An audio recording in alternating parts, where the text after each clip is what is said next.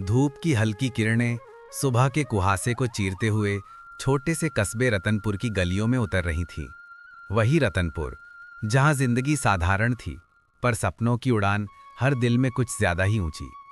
इसी कस्बे के किनारे बसे छोटे से घर में रहती थी सिया, जो 8वीं कक्षा की छात्रा थी। उसके पिता रघु मजदूरी करते और माँ गंगा घरों में झाड़ू पोंछा। उन्हें 3 वक्त की रोटी नसीब हो जाती थी, तो वही उनके लिए किसी त्योहार जैसा होता था। लेकिन सिया के लिए रोटी सिर्फ पेट भरने का जरिया नहीं थी, वह उसका सपना थी। वो पढ़ लिख कर कुछ बड़ा करना चाहती थी, ताकि एक दिन उसके माता पिता को मेहनत की रोटी के लिए संघर्ष ना करना पड़े। एक सुबह सिया ने देखा कि घर में सिर्फ 2 सूखी रोटियां बची थी। माँ ने दोनों को बांट कर दिया और खुद एक कोने में पानी पीकर रह गई। अम्मा, आप क्यों नहीं खा रही?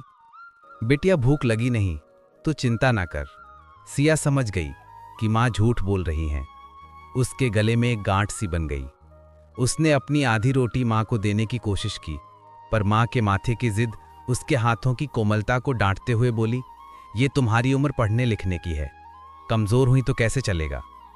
सिया कुछ नहीं बोली, मगर उसी पल उसने ठान लिया कि वह अब घर की मदद करेगी, चाहे छोटा मोटा काम ही क्यों ना करना पड़े।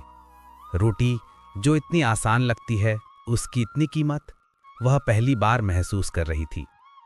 स्कूल से आने के बाद सिया पास की दुकान पर बच्चों को पढ़ाने लगी। दुकान मालिक की बेटी को पढ़ाई में दिक्कत थी और सिया की बुद्धि पर सबका भरोसा था। हर शाम उसे 5 रुपए मिलते। शायद किसी शहर वाले के लिए यह रकम कुछ ना हो, लेकिन सिया के लिए यह किसी खजाने से कम न था। पहले दिन जब उसने 5 रुपए अपनी माँ की हथेली पर रखे, गंगा की आंखें भर आईं। बिटिया, तूने हमें पालना शुरू कर दिया क्या? सिया हंस पड़ी। नहीं अम्मा, मैं बस रोटी की कीमत समझने लगी हूं। कुछ महीनों बाद रघु बीमार पड़ गए। रोज की मजदूरी रुक गई और घर में तंगी गहरा गई। खाने को मुश्किल से 1 वक्त की रोटी बचती। एक दिन स्कूल में मध्याह्न भोजन में खिचड़ी बनी थी। सिया ने अपनी थाली से आधी खिचड़ी टिफिन में भर ली। उसकी सहेली रीना ने पूछा, इतना कम क्यों खा रही? सिया मुस्कुरा दी, घर पर कोई मेरा इंतजार करता है। वो खिचड़ी माँ पिता के सामने रखकर बोली, आज मैं स्कूल में जल्दी खाकर आई, ये आप लोग खाइए। रघु ने अपनी कमजोर आवाज में कहा, हमारे हिस्से की रोटी भी तुम खाती रहती हो बेटिया, अब ये भी तुम ही खाओ। नहीं बापू, सिया ने दृढ़ता से कहा, मैंने आज कमाया है, आप लोगों को खिलाना भी मेरा अधिकार है। रोटी की कीमत अब उसके लिए सिर्फ भूख की नहीं रही थी, ये उसकी आत्मसम्मान की कीमत बन चुकी थी। साल की अंतिम परीक्षा नजदीक थी, लेकिन घर की स्थिति ऐसी थी कि पढ़ाई का माहौल नहीं मिल पा रहा था।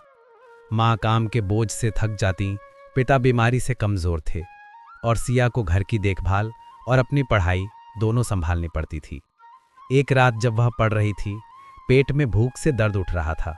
घर में कुछ नहीं था। गंगा ने कहा, बिटिया, आज तू बस सो जा, कल कुछ ना कुछ इंतजाम होगा। लेकिन सिया ने ठंडे पानी से पेट भरा और पढ़ाई में लग गई। एक दिन ये भूख का दर्द मेरे सपनों को और मजबूत बनाएगा, उसने खुद से कहा। परीक्षा के बाद जब सिया बाजार से गुजर रही थी, उसे सड़क किनारे एक बूढ़ी नादी मिली। उनके सामने रोटियां रखी थी, मगर कोई खरीद नहीं रहा था।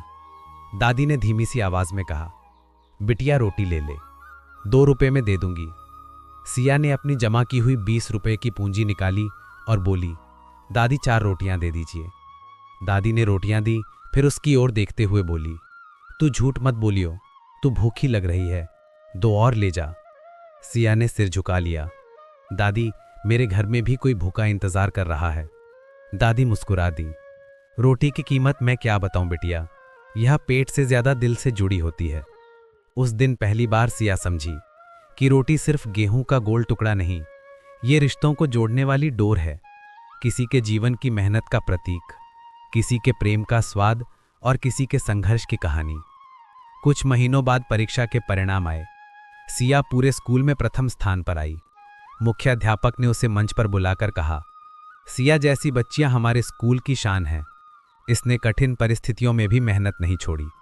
स्कूल ने उसे 1 साल की पढ़ाई की छात्रवृत्ति दी। गांव के लोग उसके माता पिता को बधाइयां देने लगे। रघु ने अपनी बेटी को गले लगाते हुए कहा, बिटिया, तूने हमारी गरीबी की रोटी को सोने की बना दिया। सिया हंसते हुए कहा, बापू, रोटी सोने की नहीं होती, पर उसकी कीमत सोने से भी ज्यादा होती है। समय के साथ घर की हालत सुधरने लगी। रघु धीरे धीरे काम पर लौट आए। गंगा की मेहनत भी कम होने लगी, लेकिन सिया के दिल में अब भी वह पहली सूखी रोटी की याद मौजूद थी, जिसने उसे संघर्ष की राह पर डाला था।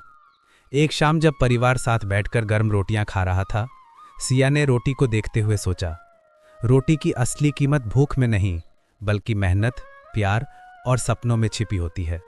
और जिसने रोटी की कीमत समझ ली, उसने जिंदगी की कीमत समझ ली। अगर ये कहानी अच्छी लगा तो कमेंट ज़रूर करना और लाइक सब्सक्राइब करना मत भूलना।